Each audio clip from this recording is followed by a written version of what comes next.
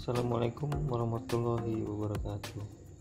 Oke, back di channel saya, channel abal-abal ya. Habisnya nggak pernah jadi youtuber, suruh bahas gini-ginian. Order aja seadanya. Ini kemarin ada pertanyaan di friend list apa sih ya, di inbox ya, di Facebook, di DM Instagram. Ini green water atau kolera yang dikultur dengan metode massal itu nanti tumbuh lumut nggak bang katanya, karena kalau lumut kan pasti nggak dimakan tuh, butuh air katanya gitu. Dan saya juga belum pernah pengujian lumut itu bisa buat krustasea nggak. Ini gue coba tunjukin, ini kolera gue ambil dari bak ya, yang gue kultur massal, kultur outdoor. Itu usianya baru berapa ya, 2 hari ya, 3 hari deh ya, 3 hari nih usia kultur 3 hari.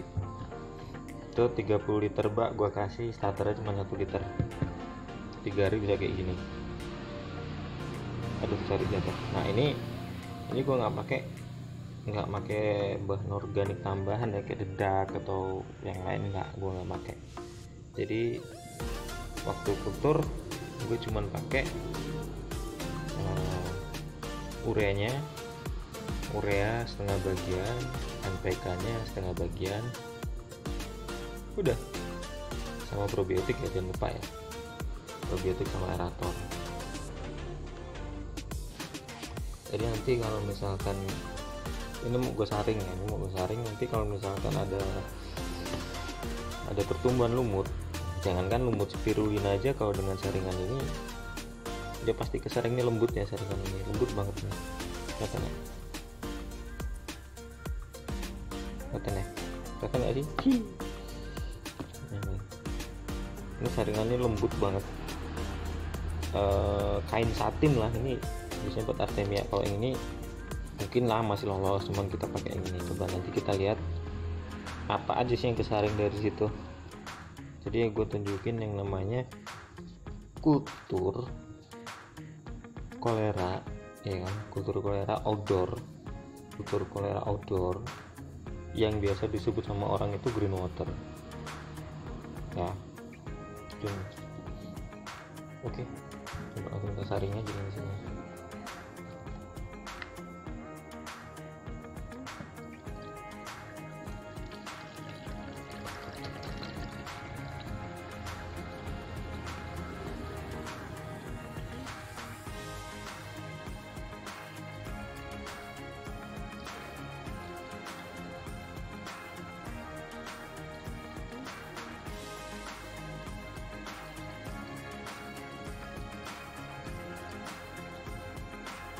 Nggak ada yang tersisa di situ, nggak ada blendetan.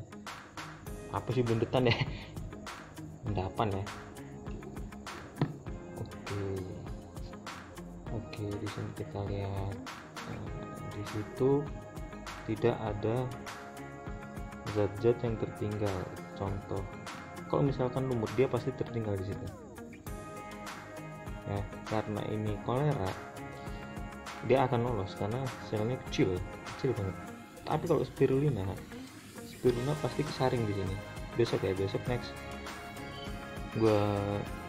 saya share video soal seberapa sih spirulina yang sudah jadi, yang sudah matang dalam 1 liter itu dipanennya bisa dapat seberapa spirulina dalam 1 liter ya.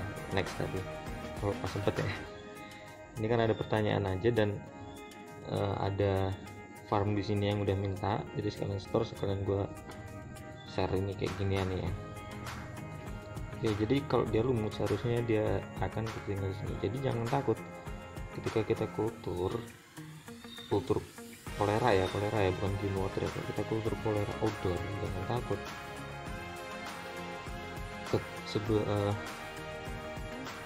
Ketika kita sudah mengantisipasinya dari hujan atau dari air yang masuk, itu udah pasti tetap kolera itu yang berkembang di situ. Ya ini perlu uji mikroskop sih, besok kalau sempat saya bakal liatin, kasih tunjuk ke mikroskop sama orang ya, ke kalian apa itu isinya di mikroskop itu nanti soal ini. Di sini isinya apa aja. Tapi yang pasti ini bibit awalnya saya kasih kolera 30 liter, gue kasih 1 liter biangnya. Nah ini usianya 3 hari deh. Pada ribet untungnya karena gue malam juga waktu itu naruh starternya.